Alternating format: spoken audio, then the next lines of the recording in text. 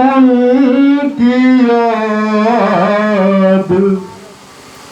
मैं ये नहीं कहना चाहता हूं कि वो नहीं आए, वो आज इस पावन पतित धरा पर आपके बीच हम सभी में ऊर्जा का संचार भरने वाले हमारे नौजवान साथी ज्ञान प्रकाश के रूप में हम सभी को उस मार्ग की ओर प्रेरित करने के लिए, उद्वेलित करने का भाव रखते हुए हमें निरंतर अनुमोदित करते रहते हैं। इस बात के लिए भी हम आपसे एक बात कहना चाहते हैं महोदय। एक कथानक मिला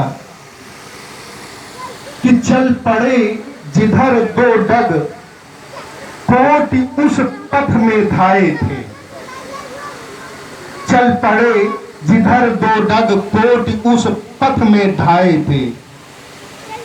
आप सबको खासतौर से मेरी अपनी प्राथमिक राजनीति के संचरण का माध्यम जो बना वो मेरा नौजवान साथी बना, और मैं मानता हूं कि आज मेरी बाजुओं की ताकत उपस्थित या मेरी जन्मस्थली से जुड़ा हर नौजवान साथी है जो मेरे विचारों में मेरे मनोबल को निरंतर संपुष्टि देने का कार्य किया करता है। आप आज इन विषम परिस्थितियों में, जहां राष्ट्र ही नहीं पूरा संसार इस कोरोना महाकाल से जूझ रहा है, वहां पर आज वीर सपूत क्रांतिकारी की जयंती के शुद्ध अवसर पर हम सब कुछ खोए हुए विचारों का साझा करने के लिए और उनको सच्ची समर्पण सद्भाव समर्पित करने के लिए आज इस पावन पतित प्रांगण स्थल पर उपस्थित हुए हैं। इसके लिए पुनः एक बार आपको साधुवाद, धन्यवाद। मैं ज्ञान जी के कुछ भावना और कुछ इस चंद्रशेखर आजाद युवा समिति की ओर से उद्देश्यों को मैं पढ़ पाया। मैं पुनः उन्हीं बातों को अपनी समर्थन और अपनी सहमति के आधार पर कहना चाहता हूं। आपके द्वारा 16 ब्लॉकों में अभी आपने कहा कि सिकंदरपुर खंड ब्लॉक में सर्वप्रथम वीर सपूत क्रांतिकारी बलिदान के त्यागी महापुरुष चंद्रशेखर आजाद की जन्मस्थली प्रांगण बदरका से आपने उन्नाव के सम्मान के जनजागरण का उद्गाज आपने वो उन्हीं के स्थली से किया। आप सभी को मैं बताना चाहता हूं कि इतना अनुपम उद्देश्य, एक बात चिरंकुर हमारे हृदय में ही नहीं, आप सबके हृदय में गूंजनी चाहिए कि वो व्यक्ति कहलाने का साहस नहीं रख सकता जिसे अपनी जन्मस्थली से प्रेम न हो। अगर प्रेम की परिभाषा का स्थान से अगर जोड़ने का प्रयास किया जाए तो वो सर्वोपरि और सर्वप्रथम स्थान वो जन्मस्थली होती है। आज मैं आप सबको इस बात का भी एहसास के साथ प्रार्थना करना चाहता हूं कि अपने जन्मस्थली के सम्मान की लड़ाई लड़ रहे ज्ञान प्रकाश का हमें रज अंकुर समर्थन और सहयोग देने का कार्य करना चाहिए। इसमें किसी प्रकार की कोई राजनीति का ना तो विषय है, ना तो ईर्ष्या द्वेष और द्वंद्व का विषय है। ये हम सबकी जन्मस्थली के सम्मान का विषय है और मुझे लगता है कि इस सम्मान के विषय में कोई द्वंद्व नहीं हो सकता। इसे सहर्ष अपनाकर इसमें अपना सहयोग प्रदान करना अपनी ही प्रतिष्ठा और अपनी ही अनुष्ठा की लड़ाई के लिए पहला कदम कर लड़ने जैसा होगा। यदि आप मेरे इन टूटे शब्दों से सहमति जताते हो तो मैं आपका आशीर्वाद तुल्य समर्थन सहयोग समझने की प्रार्थना करना चाहता हूं। मेरी भाषा, मेरा संवाद आपको ईश्वर इशारा कर रहा है कि क्या आप लोग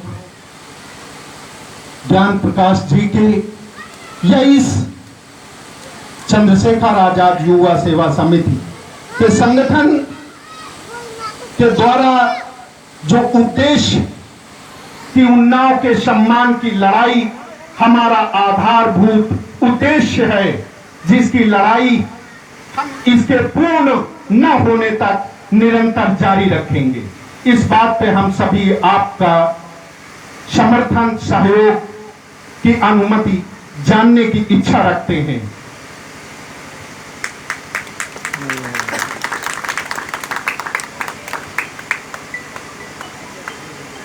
दूसरी बात, संचरण में मैंने सुनी, आपके द्वारा कहा गया कि यह संगठन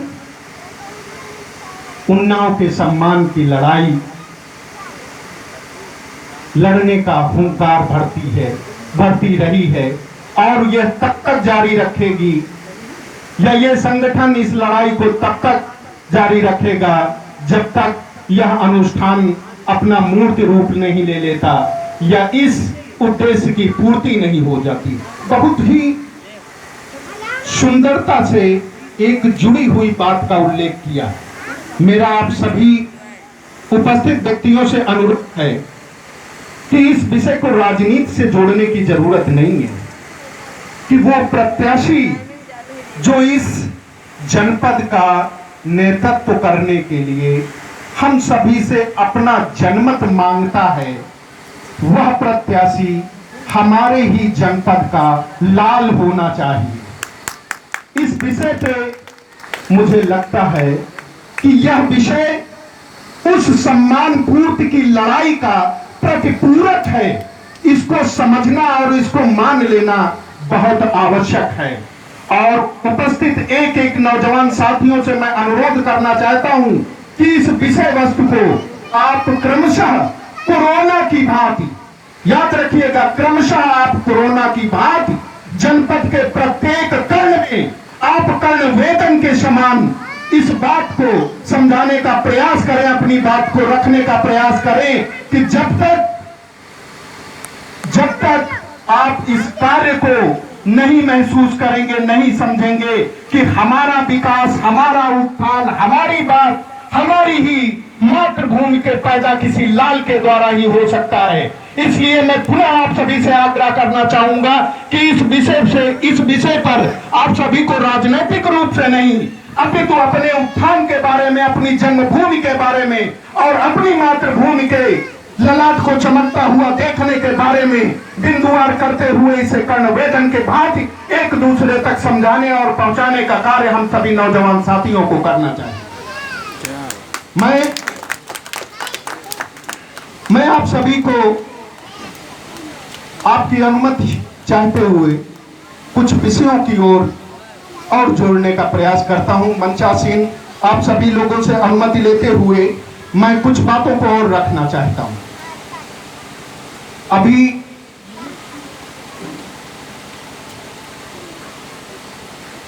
बहन शिल्पा ने, मैं आपकी ऊर्जा को नमन करता हूं, धन्यवाद करता हूं। आपने जिस ऊर्जावान स्वर में संचार भरने का कार्य किया है वो काबिलिए तारीफ है। और एक बात की ओर इशारा करना चाहता हूं। एक संस्कृत में सूक्ति कही जाती है,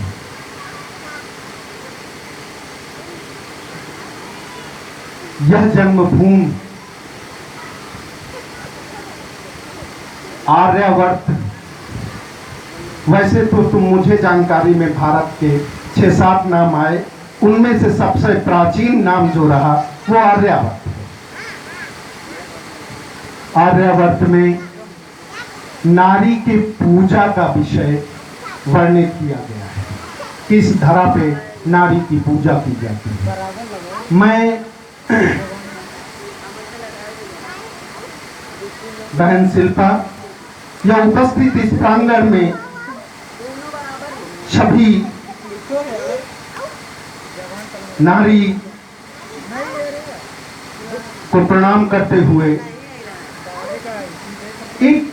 एक संवाद रखता हूं। कमतर हम आप नहीं हो सकते। भेद निश्चित है। कमतर हम आप नहीं हो सकते, भेद निश्चित है।